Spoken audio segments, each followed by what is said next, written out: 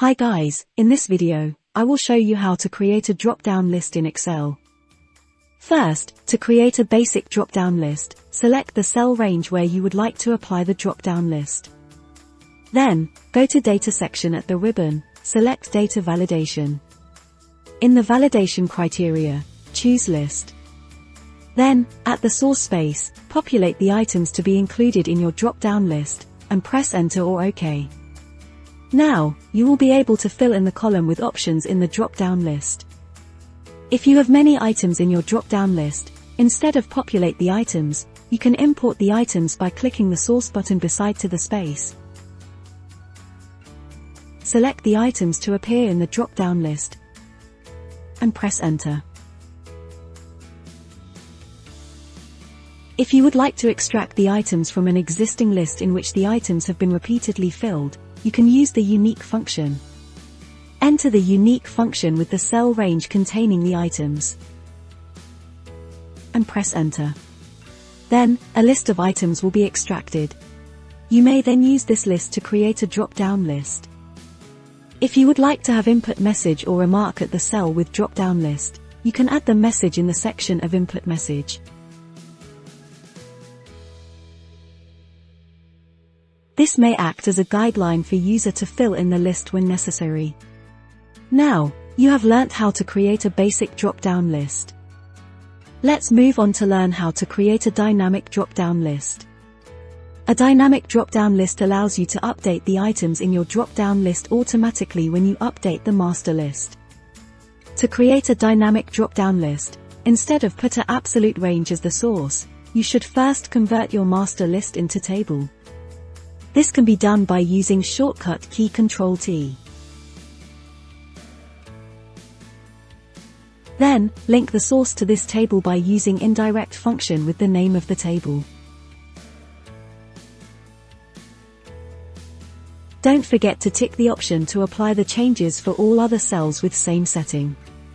With this, the drop-down list will be automatically updated every time when you update your master list. Next, we would like to show you how to integrate conditional formatting into drop-down list.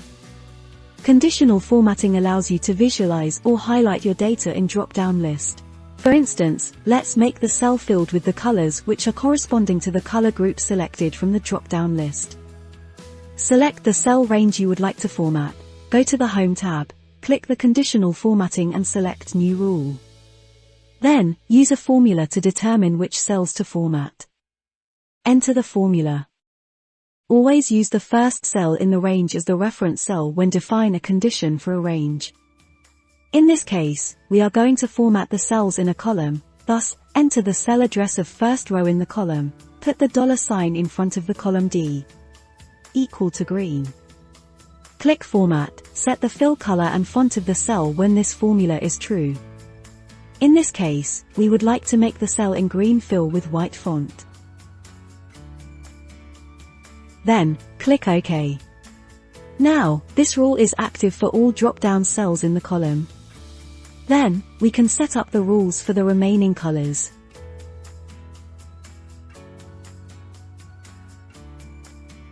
If you are going to apply this to cell range within a row, instead of put $sign in front of the column address, put it in front of the row address. Then, apply the same setting to the cell range in the row. You will then get a drop-down list with conditional formatting applied in the row.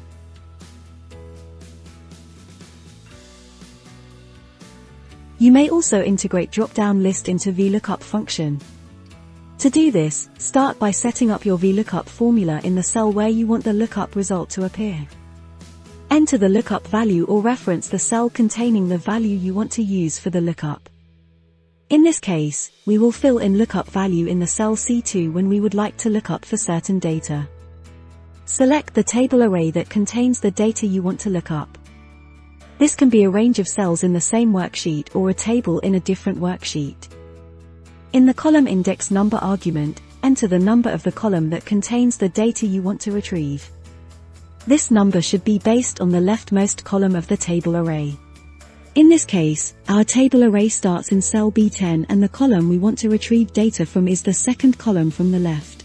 Thus, we should enter 2 as the column index number. Then, in the range lookup argument, enter false if you want an exact match, or true if you want to allow for approximate matches. Now, the VLOOKUP formula is set up to look up employee name. We can enter the employee ID at the cell C2. The corresponding employee name will show in the cell with VLOOKUP formula.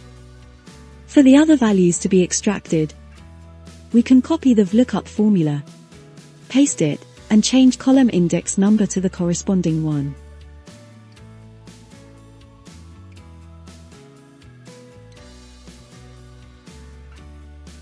Once you have set up the VLOOKUP function, you can create the drop-down list at the cell for lookup value.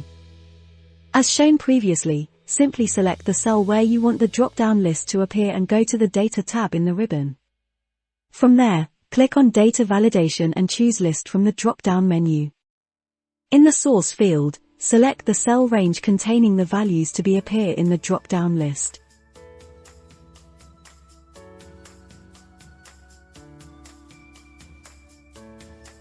Now, we can select the employee ID in the drop-down list, and extract the employee's data instantly.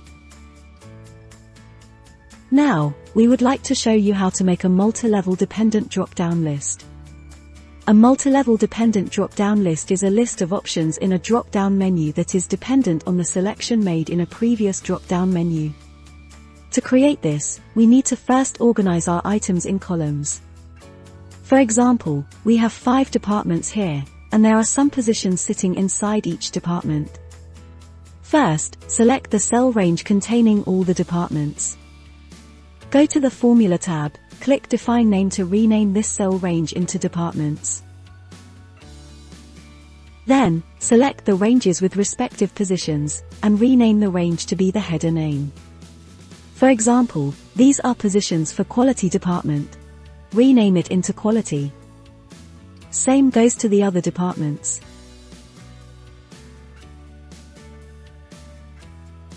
After that, we can set up the drop-down list of department.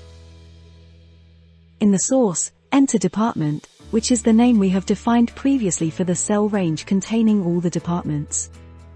Then, we will be able to find all the departments in the drop-down list. To create drop-down list for position, we have to use the indirect function to interpret the value which is selected in the first drop-down menu.